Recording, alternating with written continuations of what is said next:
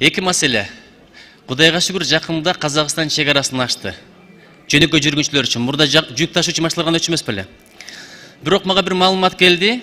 Кыргыз тарабы, өзүбүз тарап жасалма пробка тыгын уюштуруп, ошол жерде бир жигиттер жүрөт дейт. 3000 сом берсең өткөзүп коебуз деген. Бул маалымат ошо өткөн кыйналган адамдардан болуп атат.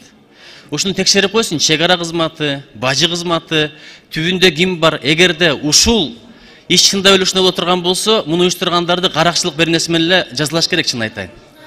Баягы Дооронбек Садырбаев атабыздын бир сөзү бар. Мындай сөз бар го. Кыргызым өзүңдүн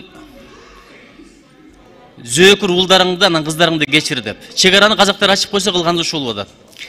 Экинчиси, мурдагы заманда билесиздер, Россияга баргандар өздөрүнүн укуктарын сурачу эле, жумуш орундарын түзүп бергиле дейт эле. Азыр Кудайга шүгүр мигранттар буттарда туруп калды. Деңгээлдер өсүп калды, бирок эң чоң маселе тилин, маданиятты сакташ болуп атат.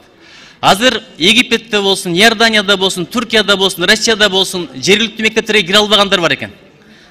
Ошолорго мына кыргыз тарабы онлайн мектептерди уюштурсак өтө жакшы болот эле.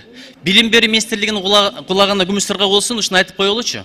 21-кылым, мисалы Малайзия өзүнүн жарандарына онлайн мектептерди уюштуруп берет экен.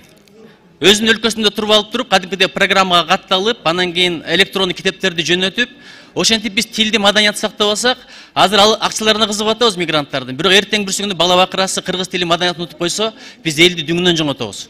Ушул маселени дагы протокол тапшырма кылалы, мен кат дагы жөнөтөм, Кудай буйрса. Чоң рахмат. Рахмат. Буга чейин